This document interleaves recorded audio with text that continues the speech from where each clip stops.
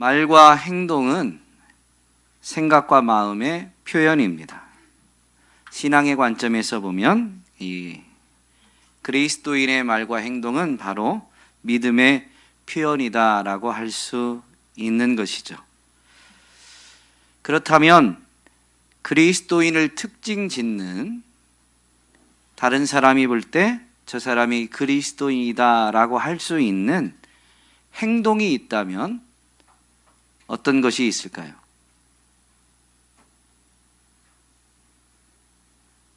많은 것들이 있겠지만 한 가지만 꼽는다면 뭐가 있을까요? 무릎 꿇는 것이라고 할 수 있습니다. 무릎 꿇는 모습을 보면 기도를 가장 먼저 떠올리게 되죠. 원래 우리가 교육을 받을 때는, 가르침을 받을 때는 기도할 때 무릎 꿇고 두 손 모으고 두 눈을 꼭 감고 하나님께 기도하자라고 이렇게 배웠습니다. 그러므로 무릎 꿇는 것은 기도의 자세임을 우리는 분명히 잘 알고 있고요. 기도하는 것이 그리스도인들의 특징인 것입니다. 그런데 오늘날은 교회 밖에서 기도하는 모습을 많이 자제하죠. 오히려 우리가 그리스도인임을 부끄러워하고 있는 그런 시대인 것 같습니다. 교회 밖에서 세상이 뭐라고 하든 정말로 구원받은 것이 은혜요, 특권임이 진정한 믿음의 고백이라면 여러분 그 믿음은 행동으로, 말로 표현되게 되어 있어요. 그러므로 세상에서 세상을 의식해서 기도하는 것을 너무 깊이 하지 말아야 됩니다. 오늘은 본문을 통해서 무릎 꿇는 것의 의미를 되새김으로 더욱 무릎 꿇는 그리스도인이 되는 시간이 되기를 소망합니다. 오늘 본문 말씀은 이제 사도 바울이 제3차 전도 여행을 마치고 성령의 감동을 따라서 예루살렘으로 가고 있는 여정을 기록하고 있습니다. 21장 1절부터 6절에도 그 여정을 기록하고 있고 여정 중에 있었던 일을 짤막하게 기록하고 있고요. 또 7절부터 14절까지 오늘 우리가 읽은 본문도 그 여정에 계속되는 여정의 일부를 기록하면서 그 기간 중에 그 여정 중에 있었던 에피소드를 기억하고 있습니다. 1절부터 6절까지를 보면 원래 밀레도에서 에베소 교회 장로들을 초청했다가 마지막 설교, 당부를 하고 나서 이제 헤어지게 되죠. 그래서 밀레도에서 고스로, 로도로, 바다라로 그리고 두로까지 오게 되고 두로라는 이 성읍에서 일주일을 머물게 되는데 그 일주일 머문 두로에서 이제 헤어질 때 있었던 일이지만 그 이야기를 짧게 기록하고 있습니다. 또 두로를 떠난 바울 일행은 돌레마이와 가이사랴를 거치게 됩니다. 그리고 오늘 본문은 바로 이 가이사랴에 있는 곳에서 일어났던 일. 가이사랴에 도착한 바울 일행은 전도자 빌립 집사의 집에 머물게 되고요. 그 머무는 중에 유대로부터 아가보라는 선지자, 예언자가 와서 바울의 띠를 가져다가 묶고서 이제 예언을 하게 되죠. 이 띠의 임자가 예루살렘에 가서 이렇게 결박을 당하고 고난을 받을 것이다. 이방인에게 넘겨질 것이다. 라고 예언을 했습니다. 예언을 들은 제자들의 반응이 어떠했어요? 본문을 읽으셨는데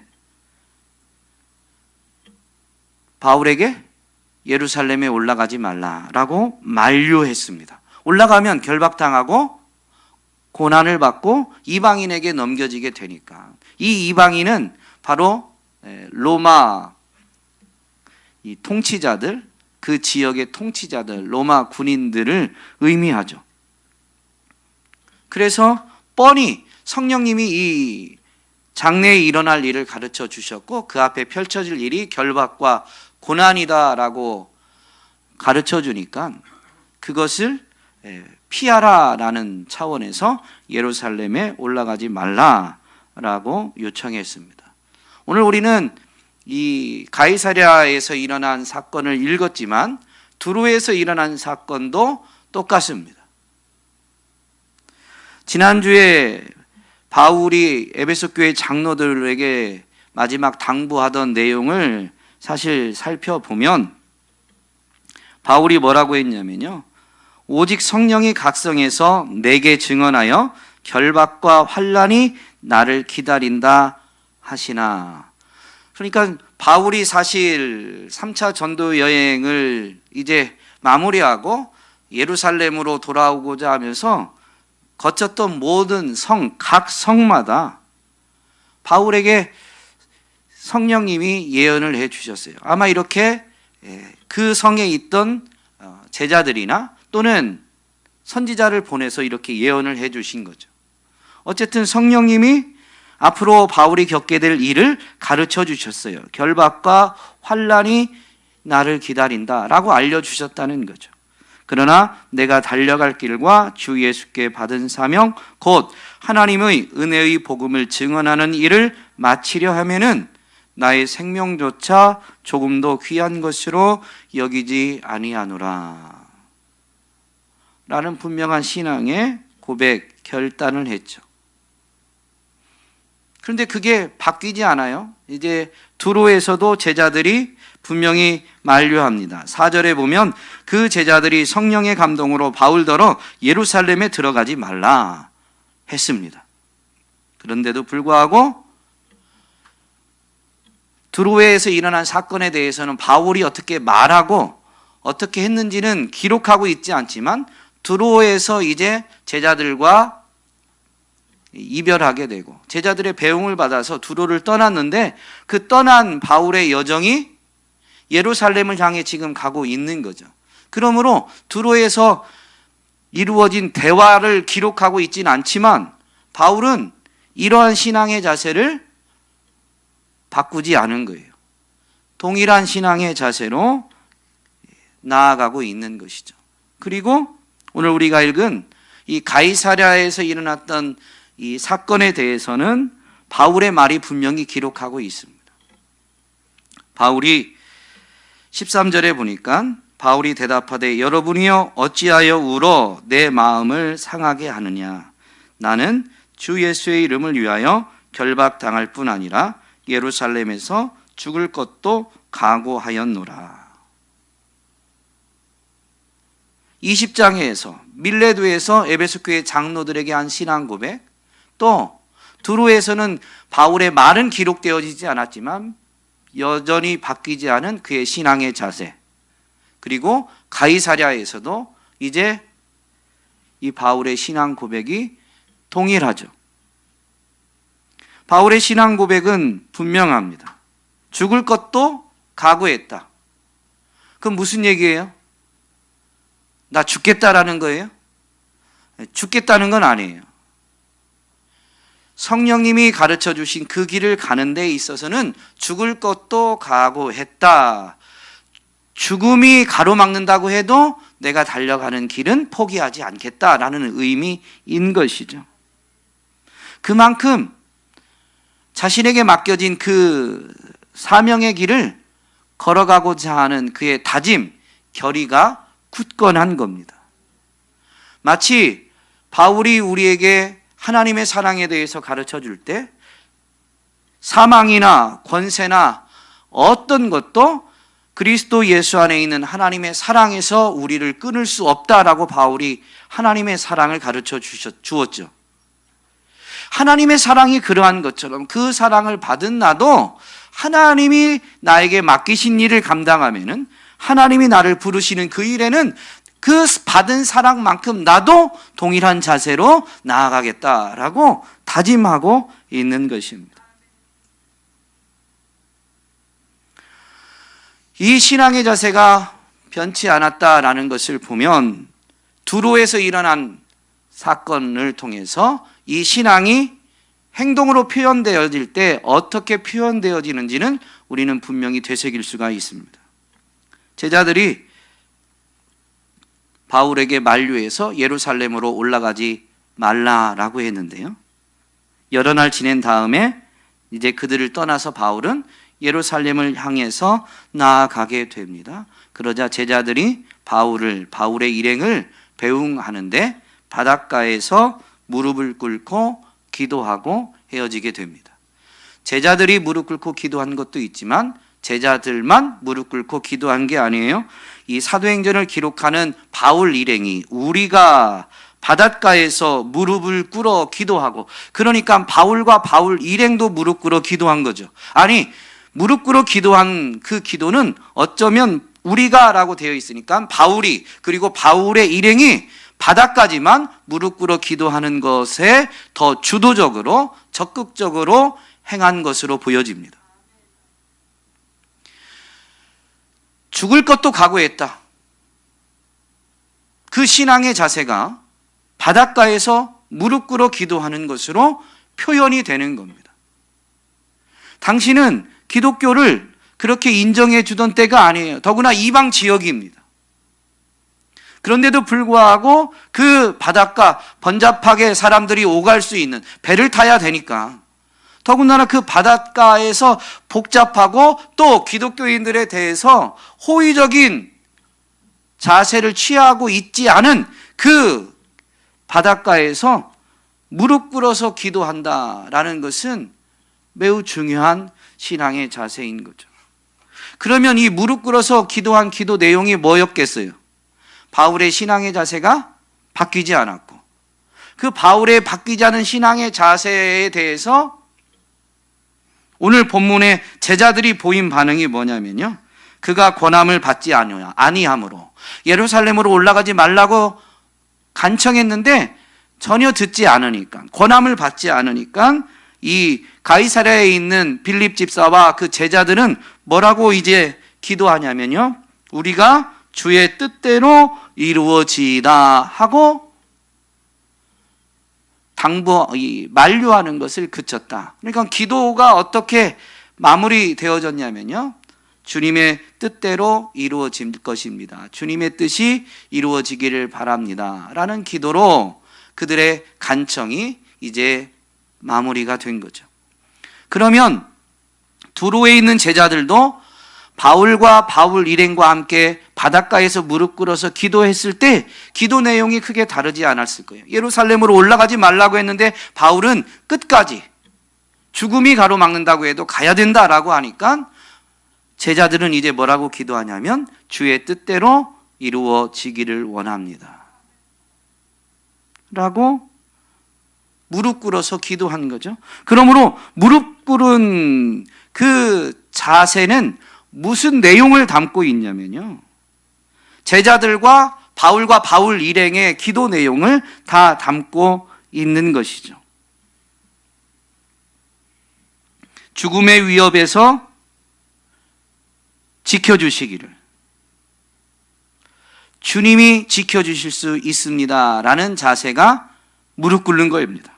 그런데 성령님은 분명히 예루살렘에 가면 결박과 환난이 기다린다고 했어요.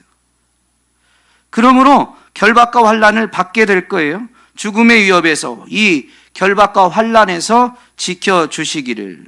결박과 환난이 있는데 주님이 지켜주실 뿐만 아니라 지금 그 길을 포기하지 않으니까 용기를 주셔서 마지막까지 결단한 대로 바울이 달려가야 될 그 길을, 사명의 길을 끝까지 달려갈 수 있게 해주시기를 기도한 게 무릎 꿇은 것입니다.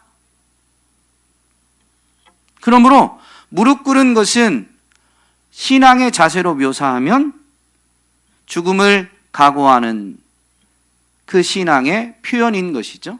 사실 믿음의 자세는 이거밖에 없습니다. 다 죽어라는 건 아니에요. 그러나 믿음이 결국 지향하는 것은 하나님의 뜻이 이루어지는 데 있습니다. 내가 설령 죽는다 할지라도, 하나님의 뜻이 이루어지는 것입니다. 그게 믿음이에요. 에스더의 신앙 고백이죠. 내가 죽으면 죽으리이다. 하만에 의해서 유다 족속이 다 죽음을 당할 위기에 처했습니다. 그러니까 모르드게가 이제 하나님 앞에 기도하면서 자기 조카에게, 에스더에게 정말로 이제 왕에게 나아가서 지금 처한 사정을 아뢰면서 왕의 긍휼을, 도움을 간청해봐라 라고 하는데, 에스더가 어떤 자세를 취해요? 처음에는 아하수에로 왕이 너무 사랑했던 와스디 왕후를 폐위시켰는데요. 이유는 딱 하나입니다. 왕이 오라고 했는데 오지 않았어요. 잔치 자리에서 왕이 오라고 했는데 왕후가 그때 오지 않았어요.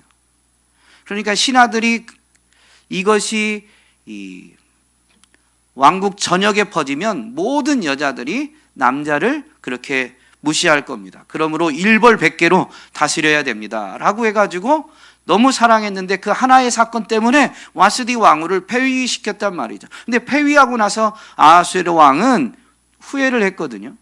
어쨌든 에스더가 왕후가 된 것은 와스디 왕후가 폐위되면서입니다. 근데 왕이 오라고 해서 오지 않은 것, 오지 말라고 하는데 나아가는 것, 이 두 가지 이유가 다 죽을 이유가 되는 거죠. 그래서 이 에스더가 분명히 모르드게에게 이야기합니다. 왕이 부르지 않았는데 나아가면 죽음을 당합니다.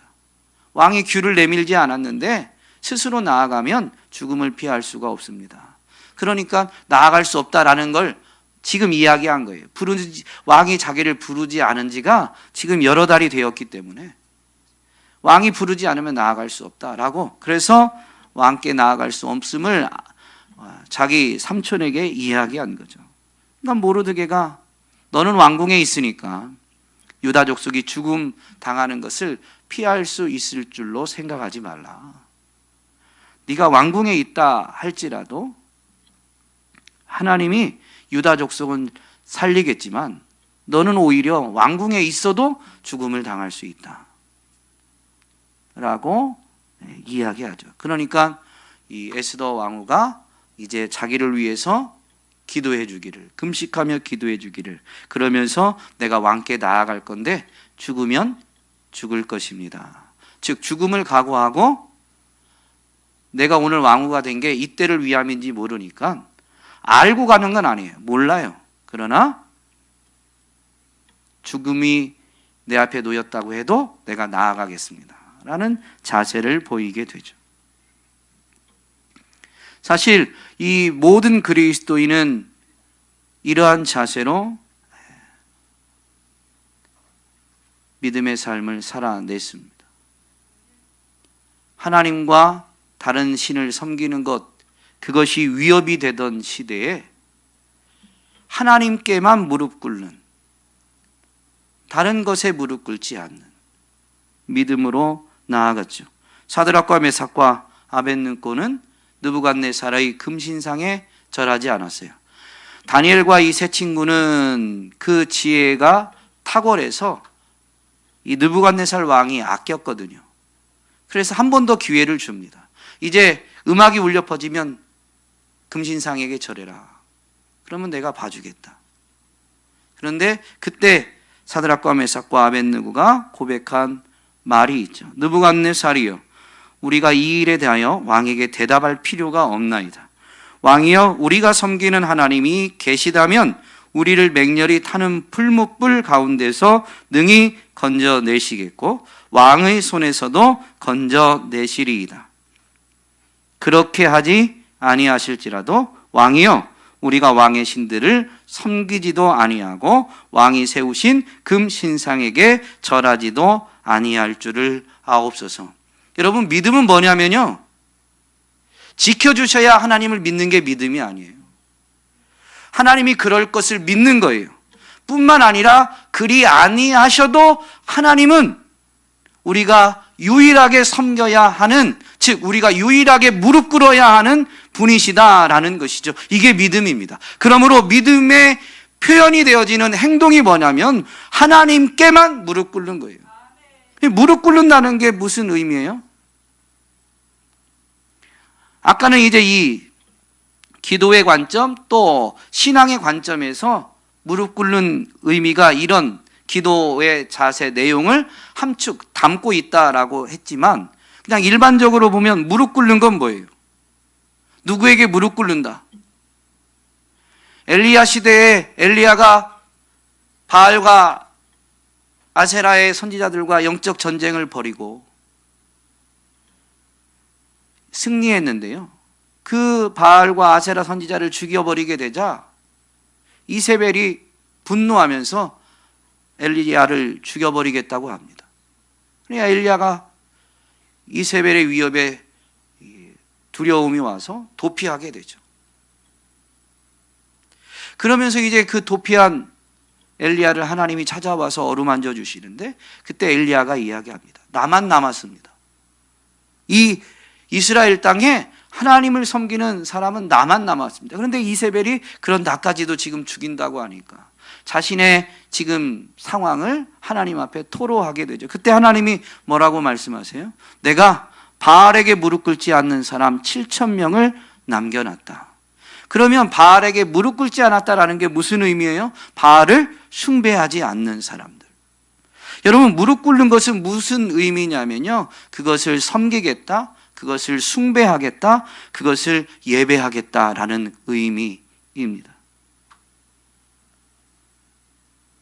심지어 조금 전에 신앙의 자세 관점에서 보면 죽음까지도 불사하고, 즉 그분을 예배하는데, 그분을 경배하는데, 그분을 섬기는 데 있어서 죽음조차도 갈라놓을 수 없습니다 라는 그 믿음의 표현이 무릎 꿇는 것이죠. 예수님은 분명히 말씀하셨습니다. 한 사람이 두 주인을 섬기지 못한다. 여러분, 오늘 저와 여러분이 그리스도인이라면, 참된 그리스도인이라면 그리스도 외에, 그리스도를 보내신 여호와 하나님 외에 다른 신을 섬기는 자들이 아닌 겁니다. 그 얘기는 무슨 얘기냐면 다른 것에게 무릎 꿇지 않는 거예요. 설령 어려움이, 조롱이, 핍박이 찾아온다 할지라도 주님께만 무릎 꿇는 것이죠. 오늘 저와 여러분이 오직 예수 그리스도께만 무릎을 꿇고 바로 그 신앙의 자세 그대로 죽으면 죽으리이다라는 이 믿음의 각오로 주님의 뜻이 이루어지도록 순종의 삶을 살아내는 저와 여러분이 될 수 있기를. 그래서 저와 여러분의 생활, 삶의 현장에 하나님의 뜻이 이루어지게 되는 것을 체험하고 간증하게 되기를 주님의 이름으로 축복합니다.